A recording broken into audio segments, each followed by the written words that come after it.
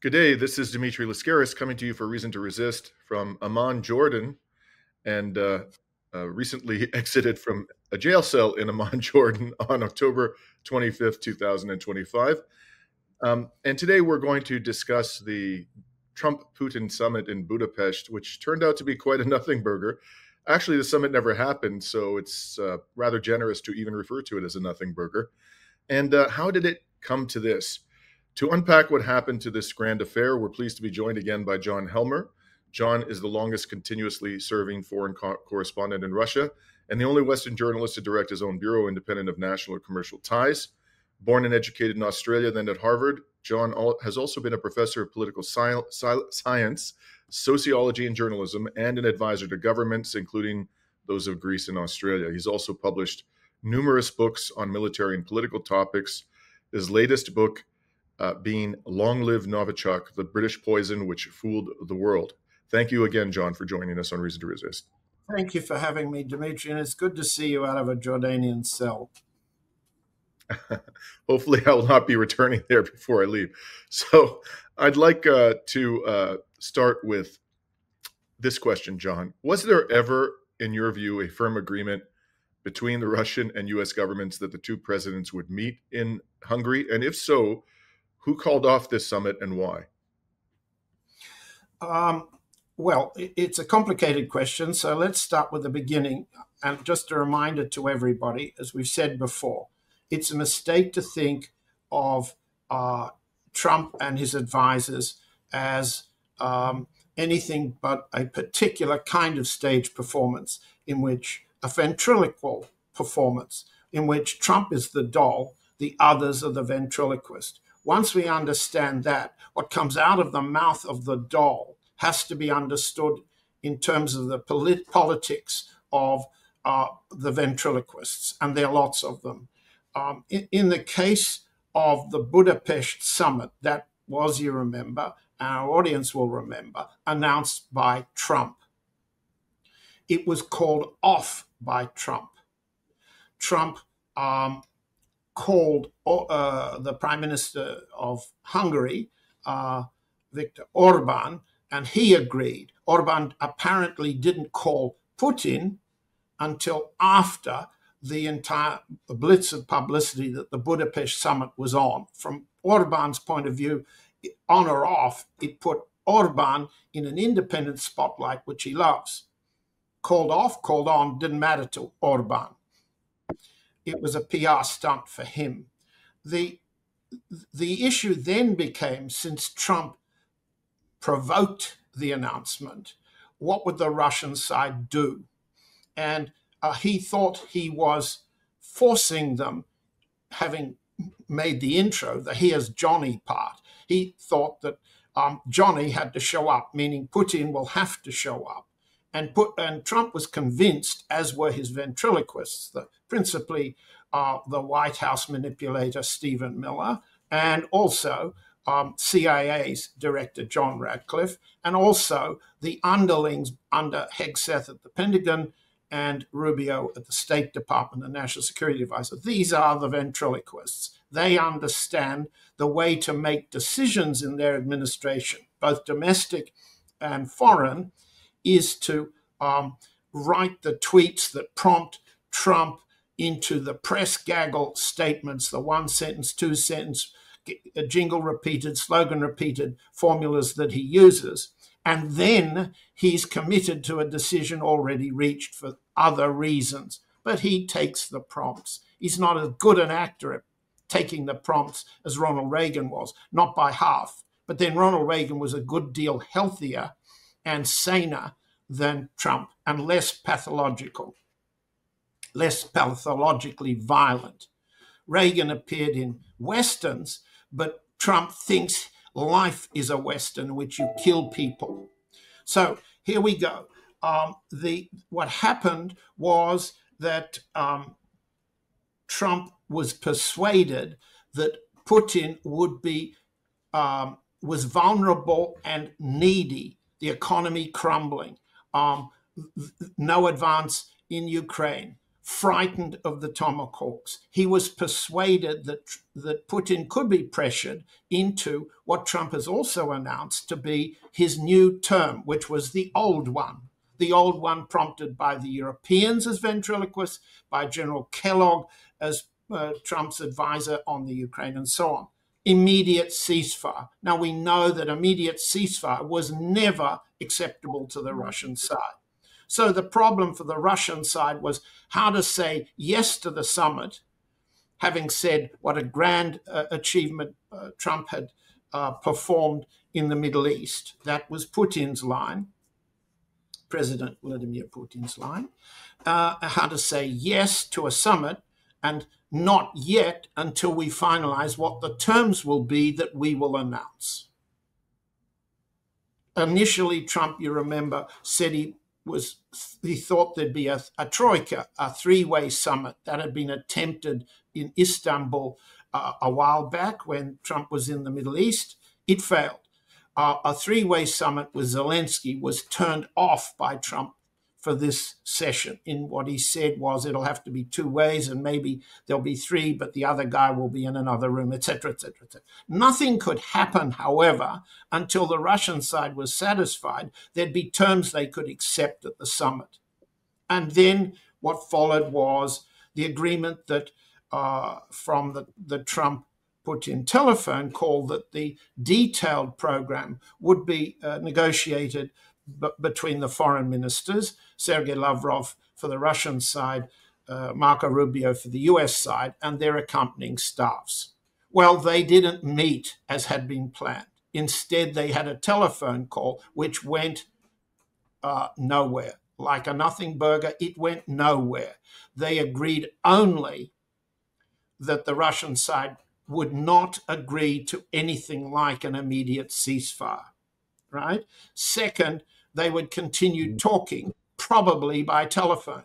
Third, according to the readouts on the Russian side by Yuri Ushakov for the presidential telephone call and the foreign ministry's readout on its telephone call and the subsequent statements of Sergei Lavrov, they were agreeing to continue talking, but Lavrov was very specific in his press conference after meeting the foreign minister of Ethiopia in Moscow a couple of days back on what was not acceptable. So the Russian side stuck to their guns, so to speak, and Trump reached for his bigger guns because he's been convinced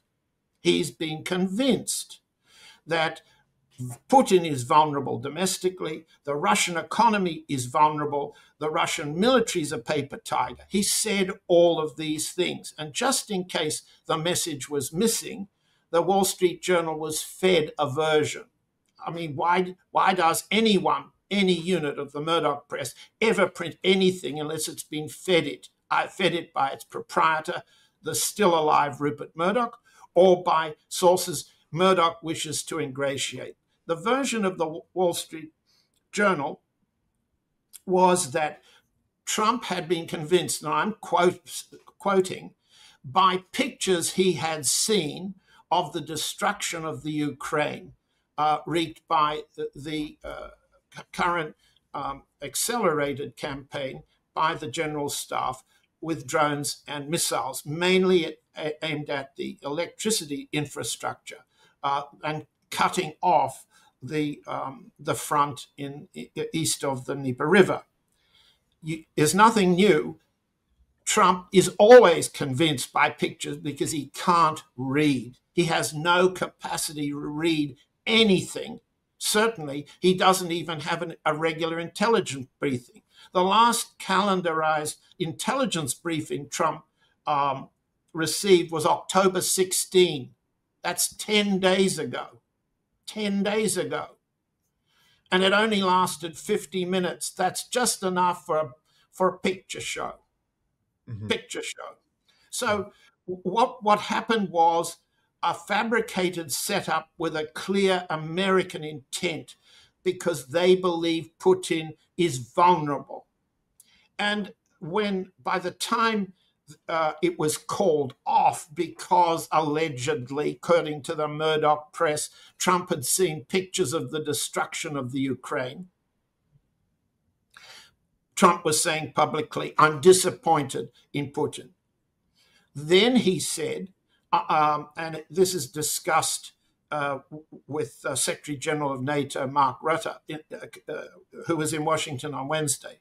Forgive me, I can't exactly get the days right because the times and days are different in Moscow and Washington. But what that conversation indicated, Rutte's side and Trump's side, was that Trump thinks that Tomahawk missiles or other missiles launched long range from the Ukraine will seriously damage the Russian targets, energy, refineries, civilian infrastructure, and Moscow, because Trump said, I'm holding back the Tomahawks because we need them, but whatever flies at Russia is not an American missile. And I don't know and don't care, essentially, in the tweet. In other words, that was a license for the Germans to launch Taurus and for the British and French to launch Storm Shadow and Scalp. Now, if the Ukrainians can get up a plane equipped by the British and French and targeted by the Americans, they can get within range of Moscow. They'll still be over Ukrainian territory, and if they aren't shot down before launch, they will launch a Storm Shadow Scalp at Moscow.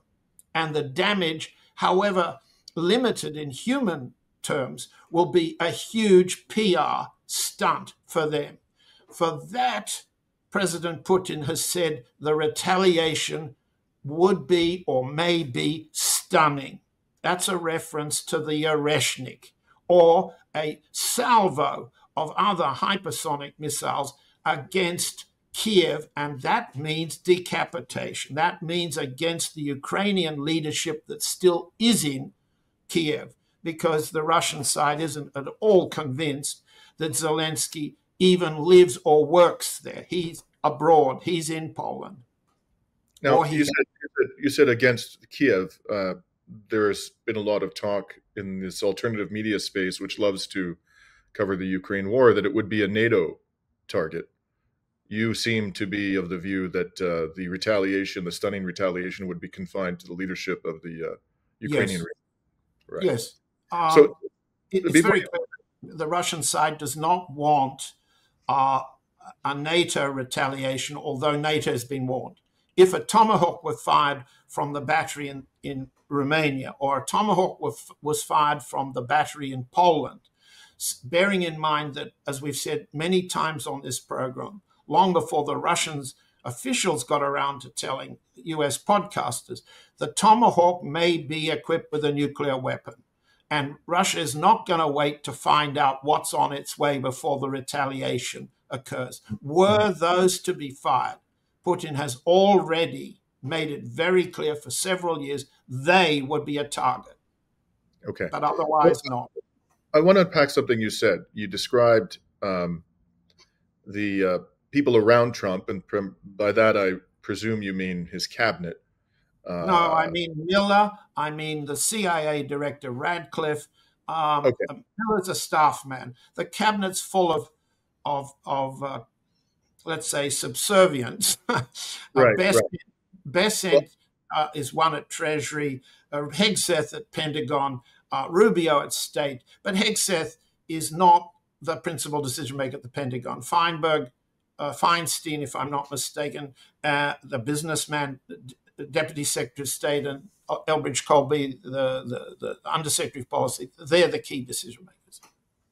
So from my perspective, John, and this is a big picture sort of question, but they're all dolls, and the true ventriloquists are the captains of the military-industrial complex who profit enormously from this war. And I think they too are ultimately driving what is happening in West Asia today. And all of these people are simply puppets of those. I mean, that's my view. I'm curious what you think about that. I think if Miller is controlling the foreign policy of the Trump administration, or at least its policies with respect to the Ukraine war, he's not an independent actor. He's ultimately being driven by others. Do you agree with that assessment? Well, I should clarify. Stephen Miller, the chief of staff is in charge of the domestic war making. He's the one who, but he's also in charge of tweets. So he's the man who moves the mouth. Second, he's the man who's running the war against the American cities, Chicago, San Francisco to come, Los Angeles, Memphis, Washington, D.C., and so forth. He's the one who articulated the revenge policy after the assassination of Charlie Kirk, and so on. His relationship to the foreign policy stunts and threats and violence is ideological. I don't know how it's coordinated within the staff, but your view is, I don't disagree with it, behind Make America Great Again, Make the Empire Great Again, the Trump lines, which are articulated through tweets by people like Miller and put into effect by people like Radcliffe at the CIA and others. This is imperialism. It's also a revival of what one of the people whom I read, who've been kind enough to give me a line or two, this is the policy and program and ideology of the Fourth Reich. And the Fourth Reich is composed, as the Third Reich was composed, of a political superstructure and an economic base. Yeah.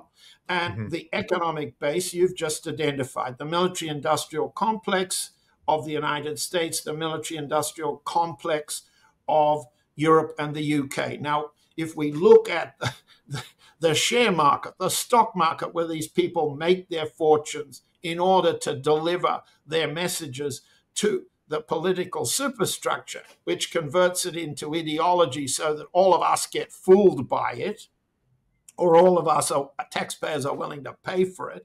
If we look at the stock market, we find that the index for European and British gun makers, arms makers, defense companies that are listed on the stock exchange, that index is up 121% since Trump came in on January 20. 121% vote by money for war. And on the US side, the index of military-industrial complex companies that are listed on the stock exchange is up more than 50% since the year began with Trump. So yes, the base is booming, or at least that part of the base. Right. It won't boom if it's defeated on the battlefield. So essentially, the base has got to prompt them to do everything possible so they can win. Go on. This takes me to my next question, also of a big picture nature. As you know, John, from our many exchanges, both on air and off air, I am deeply skeptical that Trump, or whoever it is who's pulling the strings in that administration, has any desire to bring this war to an end. And I think this is all designed to do no more than persuade the base of the Republican Party and others that Donald Trump actually committed to peace, which was, I think, a major contributor to his success in the presidential election. And there is a lot of pushback in terms to Trump's, from his base and others, to Trump's warmongering. So when I look over the history of U.S.-Russia relations during the post-Soviet Union era, what I see is a consistent, reckless, maniacal effort on the part of bipartisan effort on the part of multiple administrations going all the way back to the Clinton administration, which did so much to weaken Russia and dominate Russia, destabilize Russia, right through to Bush, who presided over the decision to, or at least was in office at the time that they announced that NATO would be expanded to include Ukraine and Georgia, which was, I'm sure, understood by the U.S. elite to be a highly provocative move.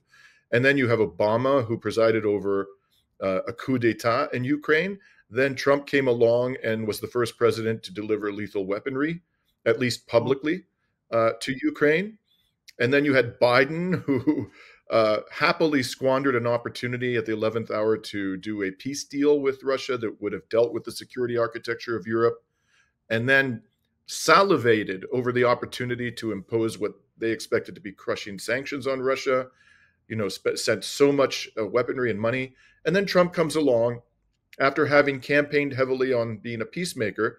And in actual fact, what he's done is perpetuated the war and even escalated it in a number of respects, even to the point of doing something which Biden would have, I think, might have considered unthinkable. And it's a serious option on the table, and that is the provision of Tomahawk weapons to Ukraine. So after having invested all of this political and economic and military capital in the defeat of Russia, the Western elites are on the verge of a catastrophic defeat. It's unfolding before their very eyes. And so what Trump is trying to do is to freeze the conflict, desperately trying to freeze the conflict at a point where they can gin it up in some way to make it seem like a stalemate, or somehow even perhaps persuade the world that it's some kind of a victory for NATO. That's what's really going on here. I think they understand perfectly well what the trajectory of the battle is. They may not get all the nuances, but I think they understand that this is going very badly for Ukraine. And so they're desperately trying to freeze the conflict, but they are completely unwilling to accede to Russia's demands, because if they do that, it will be clear to the entire world that the West has been defeated. That, to me, is what is going on. All of this is just kabuki theater, including this Trump summit. So my question to you is, and I'm happy, I invite you to part company with my assessment, but I'm very curious to know, as you sit there now, are you essentially in agreement with that interpretation of the behavior of the Trump administration? Dimitri, you and I are not going to part company. Okay? But we will bore the audience who want to see something and hear something they haven't heard before, to understand what's news. Right. And so we're not parting company at all on your analysis. I agree with it all. I make a couple of points. First, the war against Russia dates back more than 100 years. Yes. I had to start somewhere, so I chose Clinton. It's a good idea. You have to start. We could start at 1917, when the US was committed with troops, boots on the ground. The British too. The British in the Northwest and the Americans in the Far East. Boots on the ground to destroy the Russian, the Bolshevik Revolution, and destroy Russia, break it up, put it in pieces. Yes. But before that, there was the British Empire, French Empire, Ottoman Empire, war against Russia in the 19th century. But let's just stick to the 20th and 21st century, because that's more or less where we are now. So that war goes back then. If we go back to the Gorbachev period, we have such individuals as Jeffrey Sachs. Nobody remembers that Jeffrey Sachs, least of all Sachs himself, was advising the Gorbachev government, which he claims credit for doing, in order to bring it within US empire control. He's forgotten that, okay, because it's gone too far for him, even for Sachs.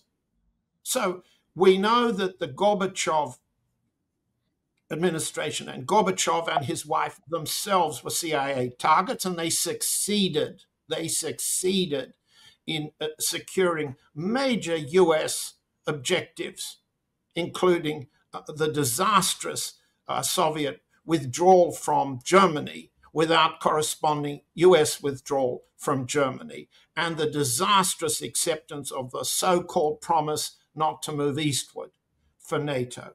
Both of those disasters of negotiation you can pin to Mikhail Gorbachev and the influences on him. Then we have the US, as you correctly said, the Clinton administration's attempt to control and own the Yeltsin administration. And the Yeltsin-Clinton relationship is fully documented now in the releases of papers from the Clinton administration. If readers are interested or listeners are interested, go to the Dances with Bears and put in Clinton, and you'll get to see the way in which Clinton administration prepared to meet with Yeltsin and his staff, and the kinds of concessions there were. and the way in which they got rid of any Russian opposition, particularly Yevgeny Primakov, a prime minister of Russia, who was gotten rid of on the Clinton administration pressure. So here we are today, and what we have today is a wee bit different. I accept all of what you've said. Let me just read you where the President of the United States thinks he is right now. This is what Trump said when asked about the legality of the attacks on the Venezuelan fishing boats, the so-called drug cartel operations, which he has hit, I think, 5 times now. I may be it may be 4, it may be 6, but I believe it's 5. This is what he said when asked. The general question was a couple of days back, are you going to notify Congress that you're declaring war in the Venezuelan environment against drug cartels? We know that it is, in fact, against its regime change to topple the Maduro government. Trump said, we'll inform Congress, we'll let them know, we expect that they will be supportive except for the radical left. Okay, now here's what he said that he's doing. I'm just going to quote you. I can't do the accent. Quotes, we're just going to kill people. Okay, we're going to kill them. You know, like they're going to be like dead. Let it sink in. The President of the United States speaks his mind like that. Now, it's not just Venezuela. We've seen that in the US unrestricted support for Israel's genocide in Gaza. The peacemaking there, as you very well documented in all of your programs, Dimitri, is a fake. It's continuation of genocide by other means. The other means include 2 fanatical supporters of the Israeli genocide, Jared Kushner, Trump's son-in-law, and Stephen Witkoff, his supposed negotiator. We've seen him talk of attacking Iran as obliterating, Trump's word, repeated 8 times or so when he announced the attack on the Iranian nuclear facilities back in June. Trump thinks that's what he's going to do to Russia, but he can't quite say so. Why? Because he knows the one thing you've touched on. Russia has the capability of inflicting on him, on the United States, such a defeat, such a loss, such casualties as the Trump voter base could not support. And the combination in US history since Vietnam War, let's say, of body bags coming home from a US war, plus inflation, plus rising unemployment, that combination kills presidents, to use Trump's word, dead. And Trump has rewritten that history recently by saying we lost the Vietnam War because we didn't fight effectively. He said that in his speech on the deck of the USS Harry Truman to celebrate the 250th birthday of the US Navy. This is a man who believes we're just going to kill people dead. That's what he thinks. Now, the other point is he can't risk losing. That would kill him dead. No retreat from Saigon, 1975. No retreat from Kabul, as the Biden administration was forced to do. So it's this, as you just said,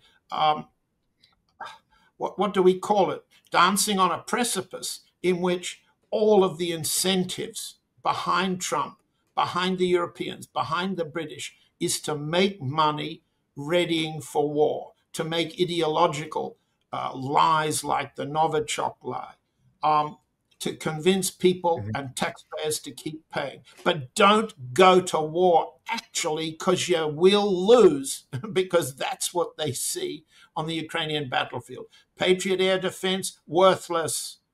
What have they got? Tomahawks? Yes, the Russian side is convinced for reasonable military reasons, and so do the US podcasters who talk about this with intelligence, that the Tomahawk is defeatable. But if it's got a nuclear weapon on board, it triggers retaliation. Russia has nuclear retaliation capability. It has Oreshnik as a conventional retaliation capability. But then we're in the big war, and the gun makers' shares don't go up if there's a big war, because their factories have gone up. And I don't mean in price. I mean they've been blown up. So when the Germans speak of building arms factories and drone factories in the Ukraine, this is for their share price at home. It's for the bonuses for their CEO. It's ideological persuasion. Do they really believe the Russians will allow them to build a drone factory to fire drones at Russia?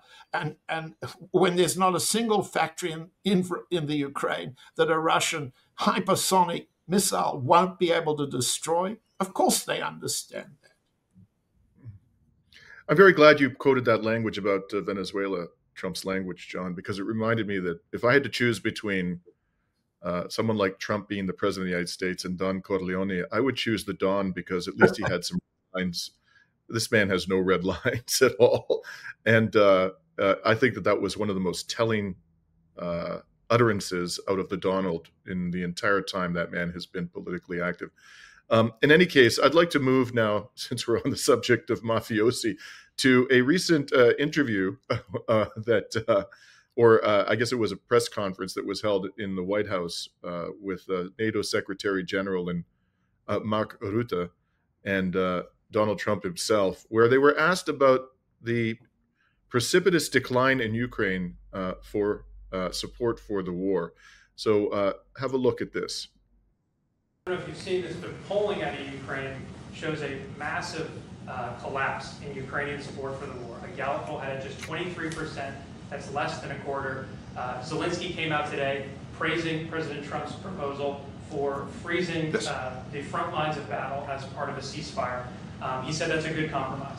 So people view your coming here as, you're lobbying the U.S. government to continue its involvement in the war. You're obviously lobbying for more NATO weapons to be sent to Ukraine, but Ukrainians themselves don't want to fight the war. So how do you justify that morally? Well, I'm lobbying only for one thing, and that is to make sure that we end this war. And I don't have to lobby the president, because we totally agree on this. And this is what he has been doing from day one.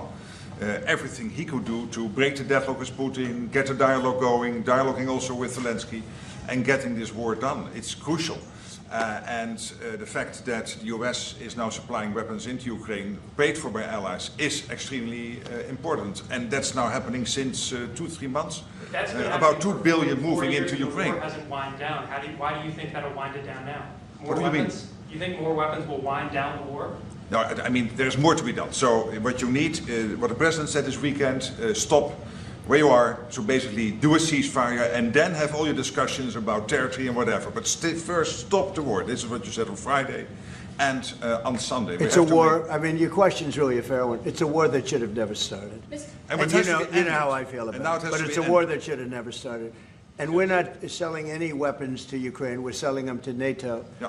Which is different from before. With Biden, he just gave $350 billion worth of weapons and cash right into Ukraine, and that was so foolish. But we sell them to NATO, and in theory, you can do what you want with them. It doesn't have to be Ukraine, but probably it is mostly. No, but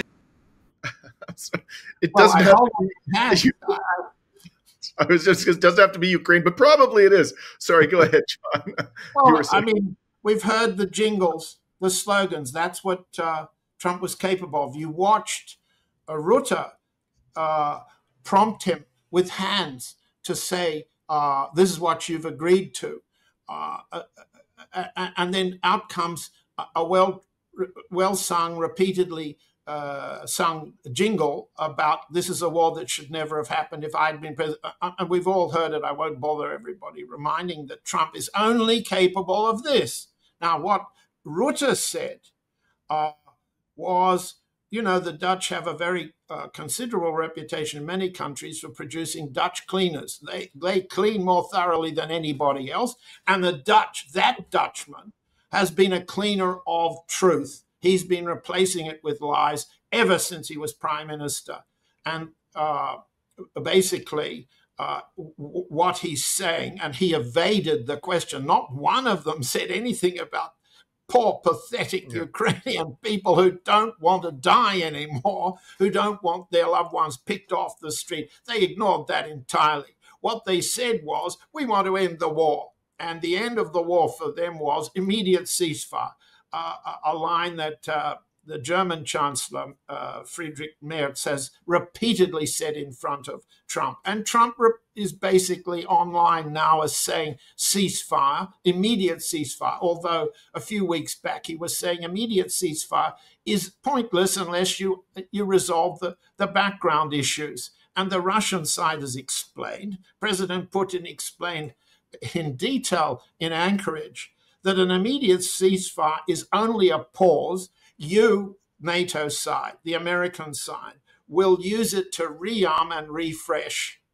and the war will continue. An immediate ceasefire doesn't address the Russian phrase root causes of the conflict.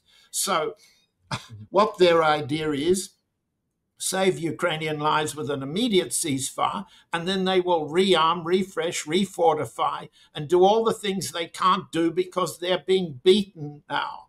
They're losing more than 15 to 1,600 men a day. It's a 20% increase in the casualty rate reported by the Defense Ministry in Moscow each day, compared to June, July. They are losing all their electricity capacity to run trains to the Eastern Front. They're losing their capacity to prepare for winter, to heat apartments, to have the toilets flush, and so forth and so on. So they need an immediate ceasefire not to lose so visibly. They need an immediate ceasefire to refresh and rearm. That's what Trump has called peace, in the same fake fashion that he called annihilation, liquidation of Hamas in Palestine, in Gaza, to be a peaceful outcome. The obliteration of Iran and the Iranian nuclear capacities to be a peacemaking between Iran and Israel. These are all fakes. But the reality for those two men is we can't afford to lose, to be visible as loss makers. On the other hand, there is what Trump said. We're just going to kill people dead.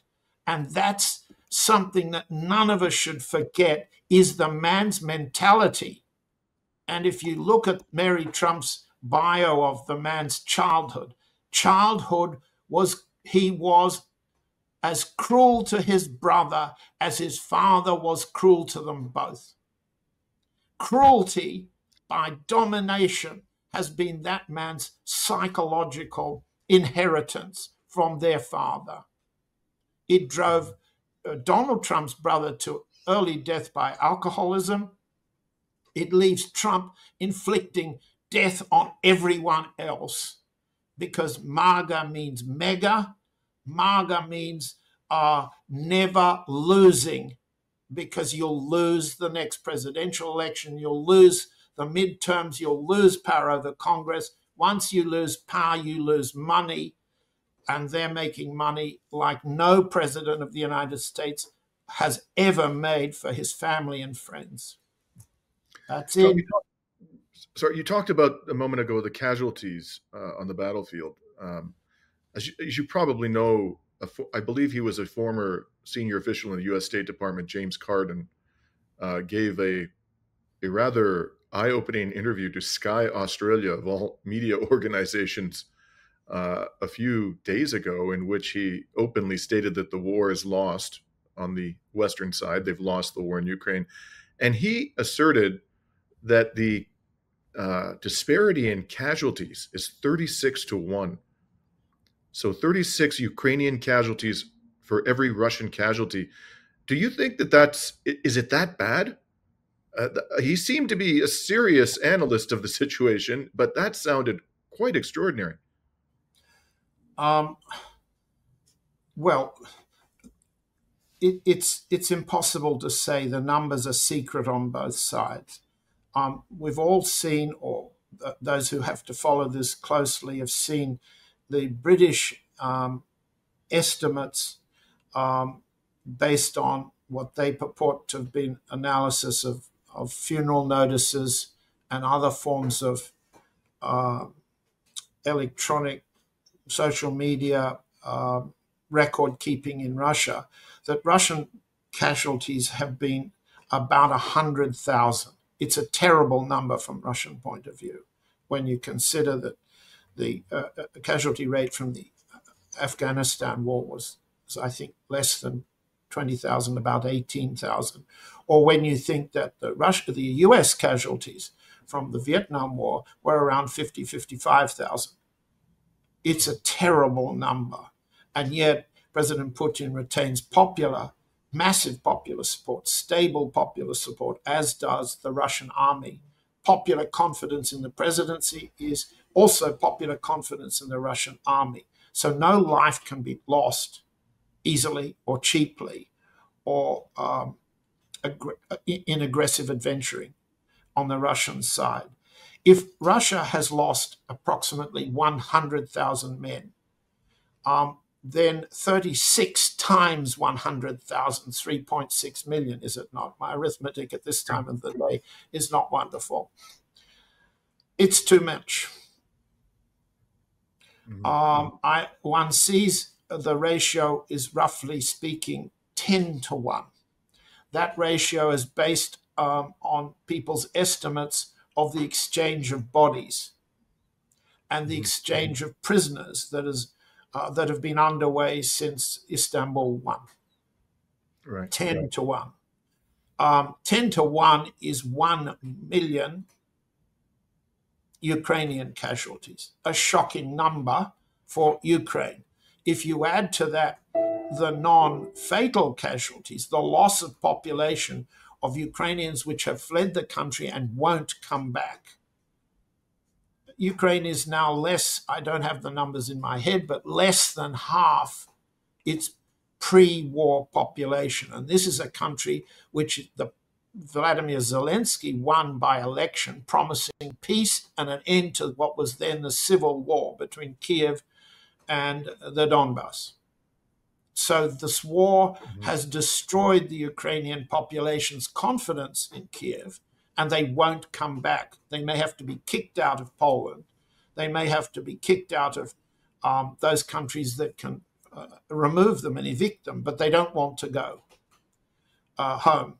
And they won't so long as there's a war in which they could be conscripted. No, I don't believe it's 36 to 1, but the casualty levels are very high, and they don't bear any resemblance to the numbers that Trump trots out at any moment. It may be that Cardin was referring to the casualty rate in recent months, where it appears that Russia's Air Force has pretty much established, I wouldn't say air supremacy, but certainly they are able to operate with a great deal more freedom.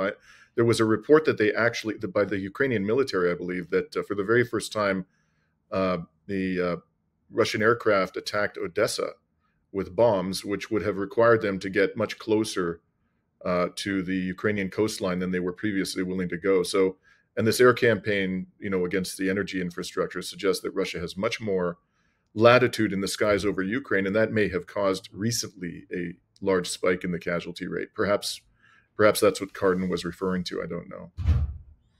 In any case, sorry, unless you have something else to add on that front, I wanted to move to the economic warfare. Yes, let's do that. So there have been a number of sanctions that the peacemaker has rolled out in the last several months since his second administration began. One of them is, or one set of them, is targeting the major Russian oil companies, Lukoil, and I'm sorry, the name of the other one escapes me. Could you please? Rosneft is the largest crude oil producer in the world. It's the leading oil company of the world. So I've seen some rather, exuberant pro-Russian commentators from the West on the alternative media saying that these sanctions are a nothing burger. And of course, it's not just that. There are these secondary sanctions that, looking beyond Rosneft and Lukoil, of buyers of Russian oil, which include, as you reminded me before we began today, not only India and China, but also Turkey, Brazil, and apparently the UAE trades extensively in Russian oil. What is your assessment of these sanctions, John? Not just Lukoil and Rosneft, but the secondary sanctions in particular. Are these a serious matter for the Russian economy, or is this likely to have no meaningful impact? Definitely no to the second half of your question. There is a meaningful impact. It has surprised me that after a week of celebrations for the birthday of RT in Moscow, a number of Western podcasters still in Moscow have been told, and they've repeated on air, that the idea that the economic sanctions element of what Trump has agreed to enforce this week is a nothing burger. It's only against Rosneft and Lukoil's U.S. assets, since they don't have any U.S. assets. It's a sanction without a substance. This is a very serious misunderstanding. The real impact of this measure is to make war on India and China, the principal buyers of Russian oil from Rosneft and Lukoil.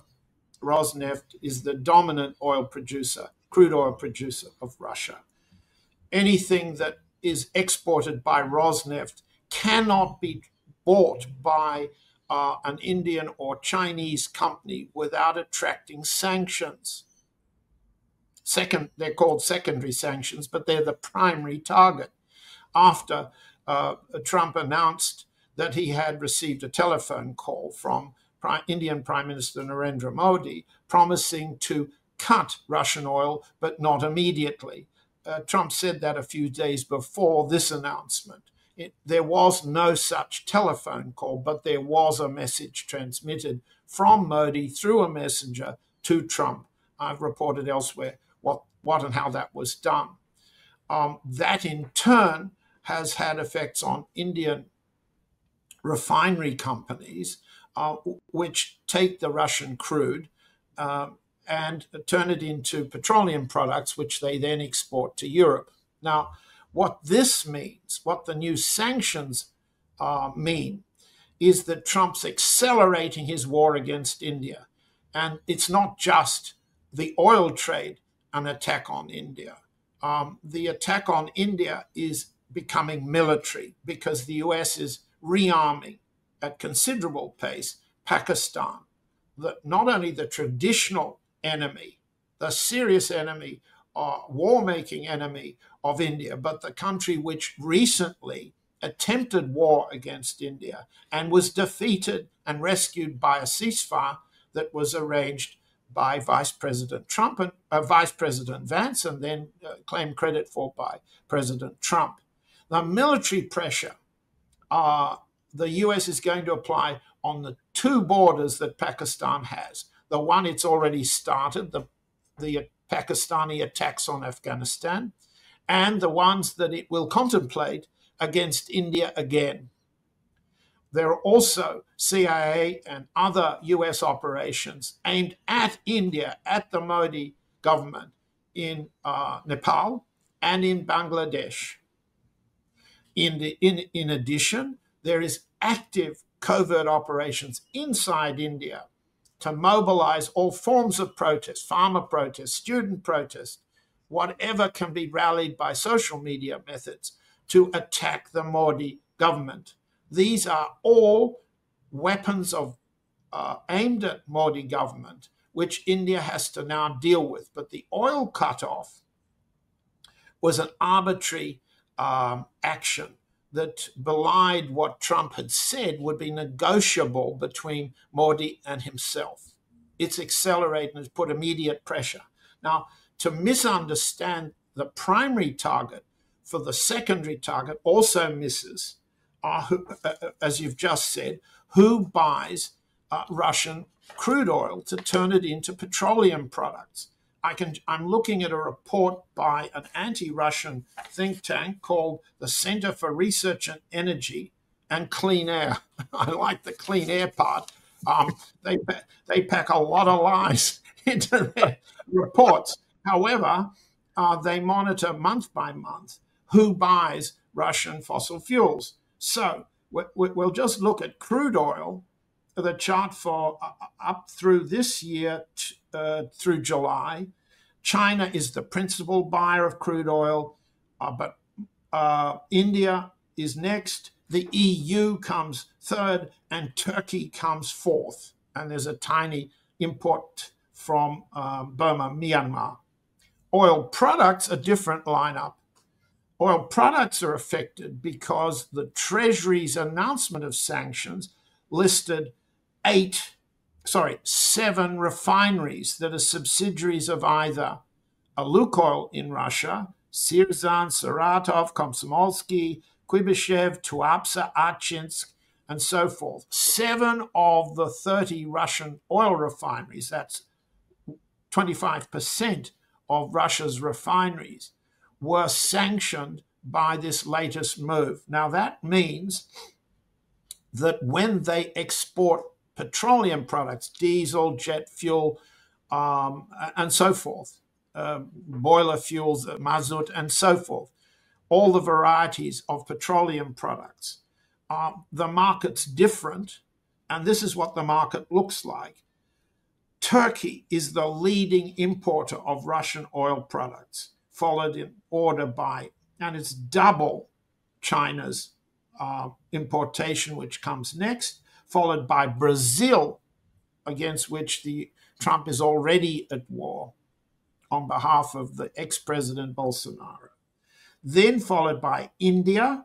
Singapore imports as much Russian petroleum products, not for itself, but for retrading, as India does, followed by Saudi Arabia, the United Emirates, Libya, and Taiwan.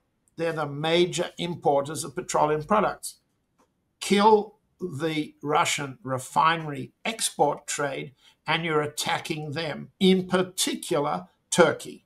And Turkey, as you understand, Dimitri, exports petroleum products and crude oil to Greece, where Greek refiners also turn Russian origin oil into petroleum products, which they sell into the shipping industry of Europe and other European buyers. So this is a major attempt by Trump and his associates to take the stuffing out of what they think is a paper tiger. And it is also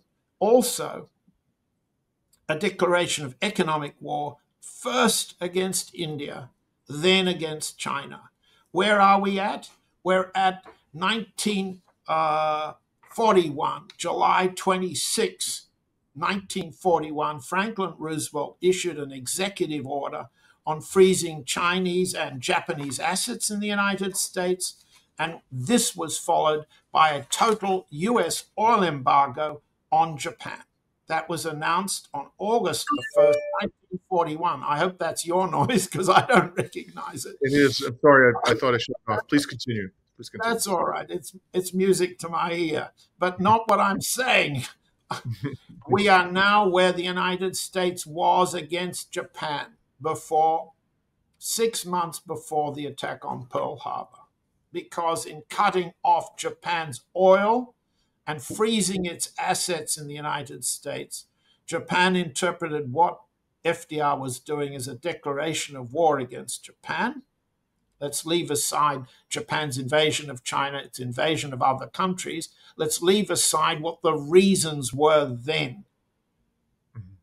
What we are talking about is what the US is doing now to Russia and all its trading partners for oil and petroleum products. We are at a new level of economic warfare.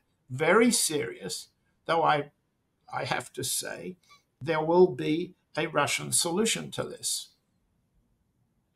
Before we, and if you're in a position to outline what that may be, I'm most interested to hear it. But before we do that, Trump has been claiming that he's been told by Narendra Modi that India will no longer buy Russian oil.